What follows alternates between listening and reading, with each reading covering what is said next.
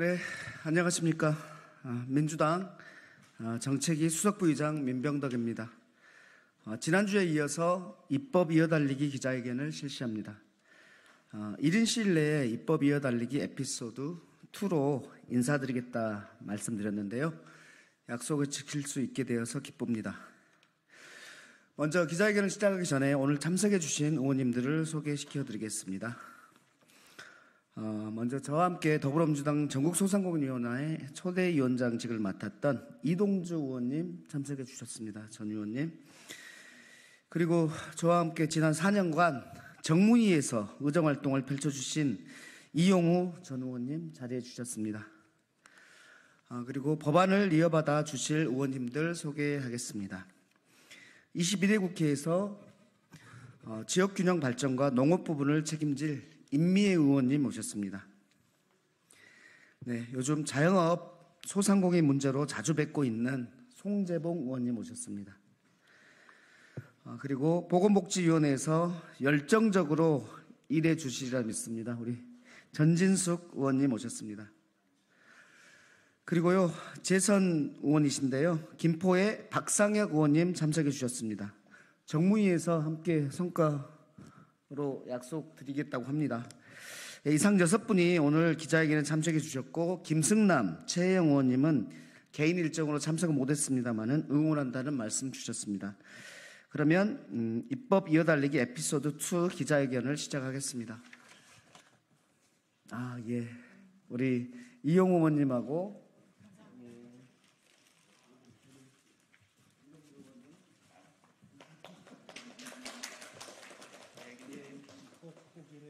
예.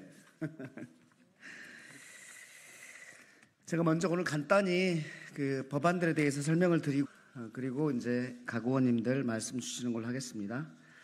예, 지난주 입법 이어달리기 에피소드 1에서 기자회견 이후에 예상보다 더 큰 반향이 있었습니다. 취지에 공감해서 연락을 주는 동료 의원이 부쩍 늘었고 확대 추진하자는 당내 보고도 있었습니다. 그 덕분에 오늘 입법 이어달리기 에피소드 2 기자회견이 열립니다. 입법 이어달리기 에피소드 1에서 소개된 법안 중에 서민금융지원법은 위성권 의원님이 발의했음을 알려드립니다. 다른 5개 법안은 개선, 보완의 과정을 거치는 중이며 조속히 발의될 것임을 알려드립니다. 21대 의원님들의 활발한 의정활동에도 불구하고 통과되지 못한 소중한 법안에 대해서 생명을 불어넣는 입법 이어달리기, 우리 더불어민주당의 좋은 문화로 키워가겠습니다. 입법 이어달리기 에피소드 2 참가자와 법안을 간략히 소개해 드립니다. 전남 고흥 출신으로 21대 국회 농해수위에서 활동하신 김승남 의원은 영농 태양광 사업의 본격적 보급과 확산을 뒷받침하는 법안을 발의했었습니다. 이 법안을 대구 경북 유일의 민주당 국회의원, 농사 짓고 계시죠? 네, 임미애 의원님이 이어받겠습니다. 그리고 지난 4년간 소상공인 자영업자를 위해 있으신 이동주 의원의 골목상권 공동체 육성화에 관한 법안은 산자위에서 활동하실 송재봉 의원께서 바톤 터치해 주셨습니다. 그리고 산부인과를 여성의학과로 변경해 부담 없고 정확한 진료를 유도하는 법안을 최혜영 의원님이 발의해 주셨는데요. 22대 국회에서는 전진숙 의원님이 책임지고 진행할 예정입니다. 입증전환 책임, 상호출자 제한 기업 집단의 3호 부동산 펀드 규제, 대주주 적격성 심사 대상 확대, ESG 공시 의무화, 회계부정 조사제도 개선에 관한 법안은 22대 국회에서 박상혁 의원이 맡았습니다. 이상 5개 법안은 모두 정무위 소관으로 지난 21대 국회에서 금융소비자 보호와 주식시장 선진화 입법활동을 펼친 이용우 의원님께서 제안해 주셨던 내용입니다. 다음 주에는 입법 이어달리기 에피소드 3으로 인사드리겠습니다. 정쟁보다 정책 사안에 많은 관심과 응원을 부탁드립니다. 무능력한 윤석열 정부, 무노동 불법 세력, 국민의힘에 굴하지 않고 민주당은 유능하게 일하는 정책정당으로 거듭나겠습니다. 감사합니다. 오늘 참석해 주신 의원님들의 발언을 듣겠습니다. 먼저 21대 국회에서 의정활동을 펼쳐주신 이용우 의원님, 이동주 의원님 순으로 말씀 듣겠습니다.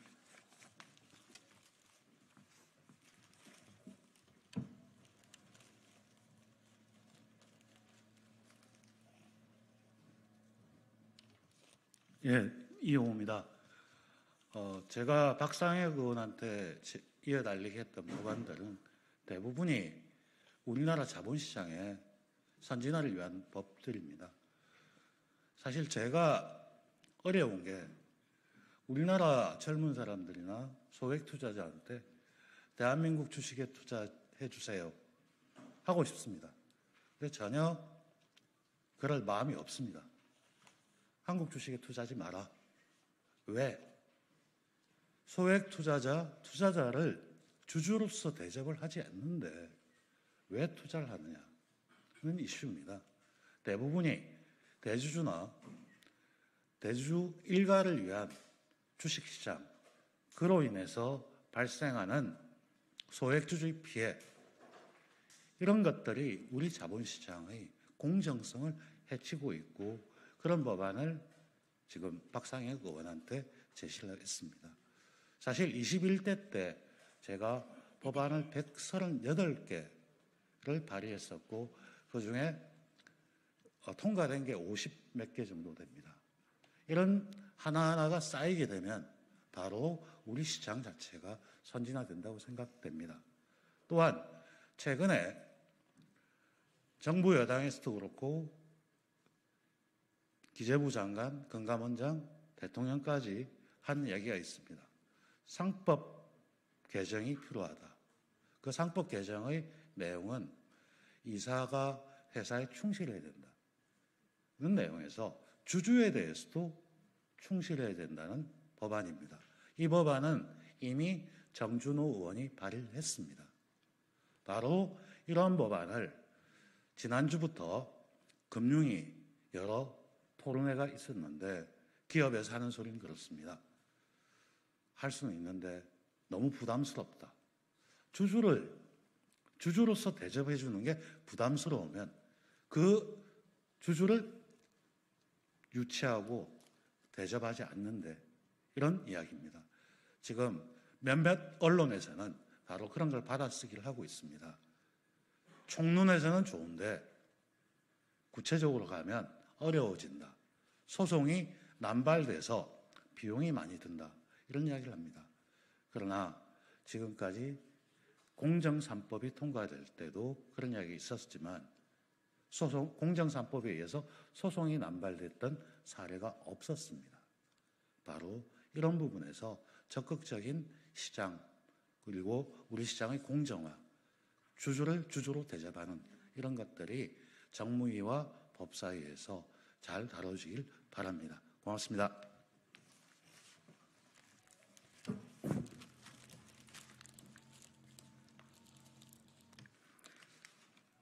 네, 먼저 오늘 이런 좋은 자리를 마련해 주신 더불어민주당 정책위 수석 부의장을 맡고 계신 민병덕 의원님을 비롯해서 22대 국회의원 모든 분들께 감사의 말씀을 드립니다. 소통관에서 꽃도 받아보고 21대보다 훨씬 민생을 위해서 좋은 입법을 활동을 하겠다라는 우리 22대 국회의원님들의 의지를 보는 것 같아서 좋습니다. 제가 오늘 21대 때 발의했던 골목상권 공동체 육성에 관한 법에 대해서 잠깐 말씀을 드리겠습니다. 소상공인 자영업자들, 우리가 중소상공인들이라고 많이 부르는 700만의 계층들은 사실 다양한 형태로 존재를 하고 있습니다. 우리가 기존의 정부에서 행정적으로 지원하고 육성하고 있는 근거는 두 가지 법이 있습니다.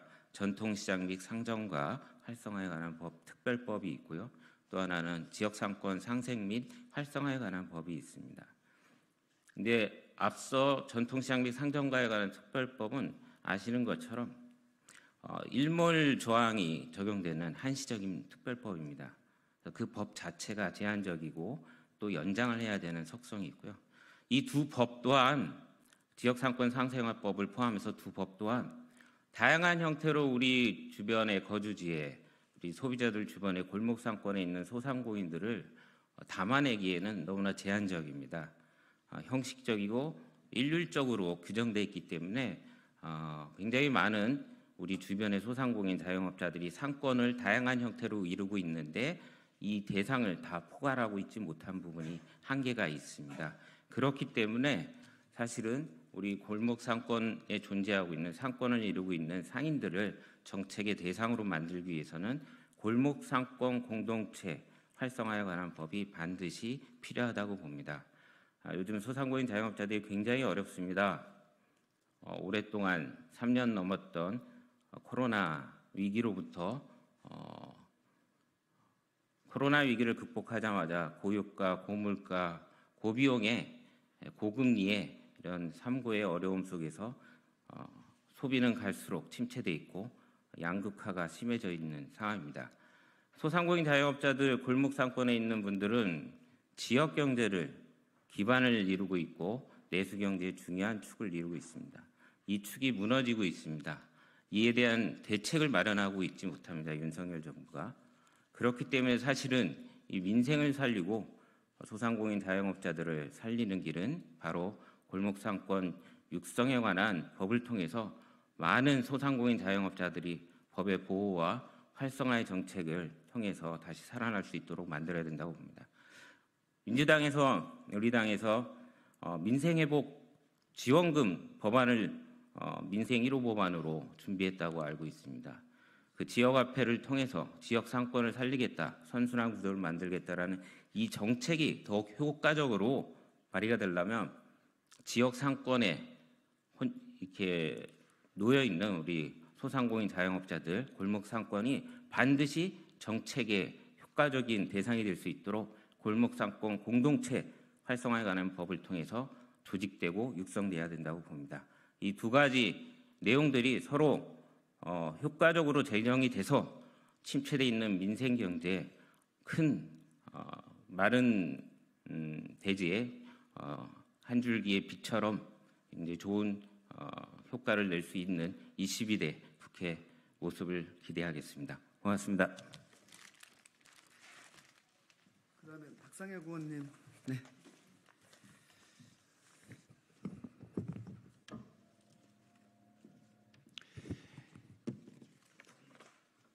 예, 경기도 김포를 지역구로 두고 있고 22대 국회에서 정무위에서 활동하게 되는 박상혁 의원입니다. 정무위에서 활동을 하게 되자마자 이용우 의원님을 찾아뵙고 말씀을 들었습니다. 21대 국회에서도 대한항공과 아시아나 항공의 합병 문제 등 관련해서도 함께 제가 국토위에 있었는데 공동 토론회를 개최하는 등 여러 가지 전문적인 고견과 내용들을 많이 들어왔던 우리 이용호 의원님께 어떻게 정무위원회에서 활동해야 되는지 말씀을 듣고 오늘 5개의 법안을 이어달리는 그런 활동을 시작하고자 합니다. 방금 이용호 의원님께서 말씀 주신 것처럼 이 법안들의 기본적인 취지는 자본시장의 선진화와 공정성이라는 그런 기치입니다. 이 기치를 지금 윤석열 정부도 도저히 부정할 수 저는 없을 것이라고 생각이 듭니다. 안타깝게도 21대 국회에서 여러 가지 사정상 통과가 되지 못했었는데요. 이런 부분들은 반드시 22대 국회에서 통과될 수 있도록 하겠습니다. 짧게 말씀드리면 그중에서 자본시장법 개정안 2건은 대기업 그룹의 금융회사들이 편법, 탈법적인 방식으로 부동산에 투자한 일을 방지하고자 하는 것이고요. 또한 금융소비자보호법 개정안은 손해 발생에 대한 입증 책임을 소비자가 아닌 금융상품 판매업자 등이 지도록 해 소비자를 보호하는 내용들입니다. 저는 이런 5개의 법안들을 앞으로 정무위원회에서 다른 정무위 동료 의원님들과 함께 제대로 추진해서 정말 소액 주주들과 자본시장이 성장할 수 있는 그런 대한민국을 만들어 나가겠습니다. 다시 한번 이어받을 수 있는 기회를 주신 우리 이용호 의원님께 깊은 감사를 드립니다. 고맙습니다. 네. 그다음에는 송재봉 의원님께서.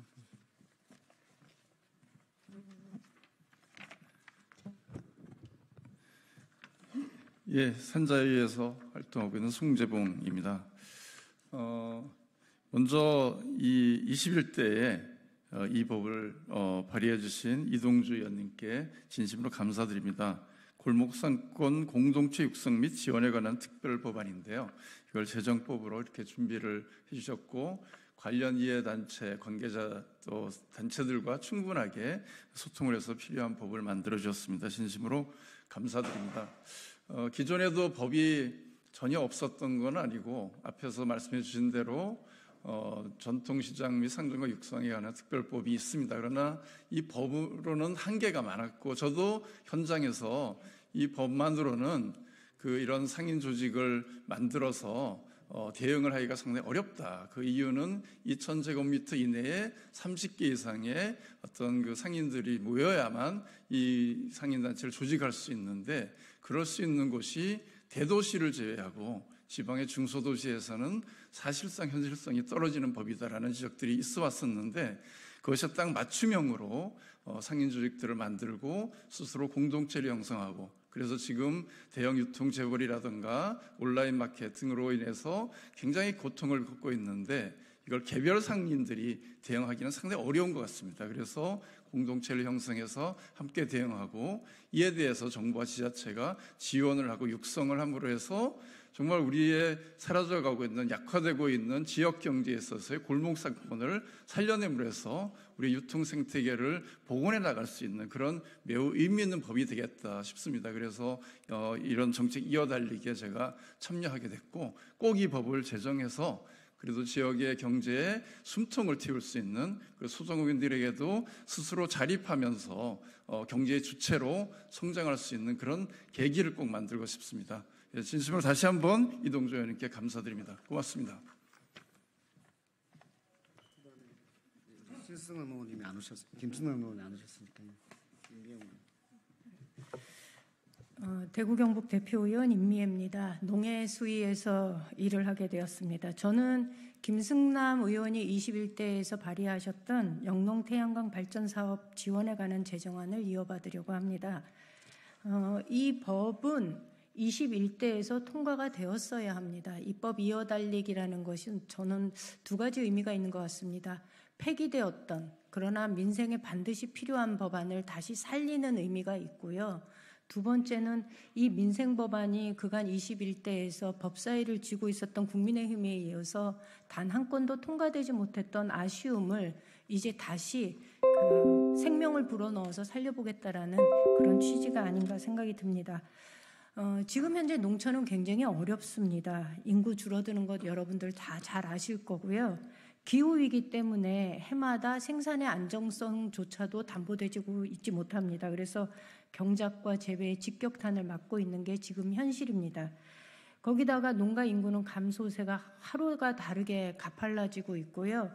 며칠 전 신문을 통해서 확인한 거는 농사를 지어서 얻는 평균 소득이 연간 소득이 1,100여만 원 정도에 불과하다라는 기사를 접했습니다. 이 정도의 수익으로 농가에서 살아가기는 사실상 불가능한 일입니다. 이런 상황에서 우리가 농촌에 계속 살아라라는 얘기를 혹은 청년들한테 가서 블루오션이니 농업에 종사하라라는 얘기를 할 수 있겠습니까? 영농형 태양광 사업은 한 가지 의미가 있는데요. 재생에너지를 확대 보급한다라는 의미도 있지만 더욱 큰 것은 농촌에 정착해 있는 농민들이 농해 소득으로 안정적인 소득을 만들어낼 수 있다는 그런 장점을 가지고 있습니다. 그래서 농가 소득 보장, 그다음에 재생에너지 확대라는 두 마리 토끼를 잡는 방안이 될 수 있기 때문에 반드시 22대에서 이 법안이 통과되기를 바라고 그 마음으로 저는 김승남 의원이 발의해 주셨던 이 법안을 이어 달리게 하려고 합니다. 다시 한번 김승남 의원께 감사드리며 22대에서 반드시 통과될 수 있도록 최선의 노력을 다하겠습니다. 고맙습니다. 네, 마지막으로 전진숙 의원님 발언 읽겠습니다. 네, 반갑습니다. 더불어민주당 강주 북구을 전진숙입니다. 입법 이어달리기 대회에 함께해서 너무나 기쁩니다. 아마 민주당의 21대 선배 의원님들께서 너무나 좋은 법안들을 가지고 계시고 그게 제대로 통과되지 못하면서 저희들에게 어쩜 이런 기회가 생겼는지도 모르겠습니다. 제가 발의하고자 하는 법은 국회에서 전 최혜영 의원님께서 발의하셨던 의료법 일부 개정 발의안 법률안입니다. 법안의 주요 내용은 산부인과 명칭을 여성의학과로 변경해서 여성 질환이 있는 사람이라면 누구나 자유롭게 전문 의료기관에 방문할 수 있는 환경을 만들고자 하는 것입니다.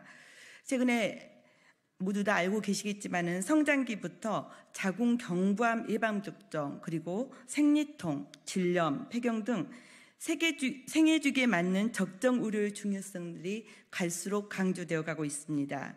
그런데 출산과 부인과 질환을 의미하는 산부인과 명칭 때문에 국민의 대다수가 산부인과를 임산부와 기혼 여성만이 다니는 곳으로 여전히 인식하고 있습니다.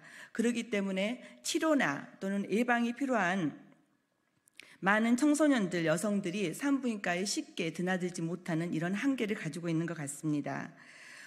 지난 2019년 11월에는 산부인과를 여성의학과로 명칭을 변경해달라고 하는 것이 국민청원이 있었고, 이 국민청원에 전국의 4만 명 이상의 사람들이 동의한 바가 있습니다.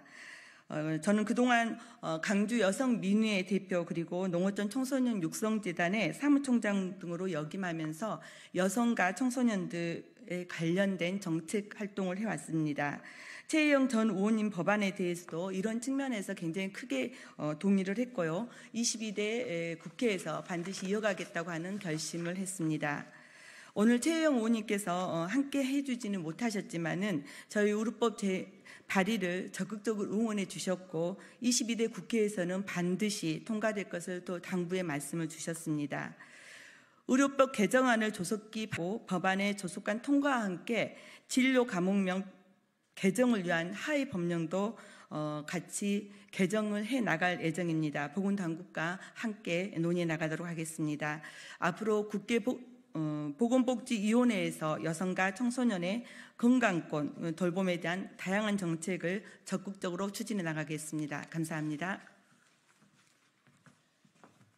네, 그러면 저희 더불어민주당의 입법 이어달리기 에피소드 2를 마치겠습니다. 다음 주에 에피소드 3로 다시 뵙겠습니다. 고맙습니다.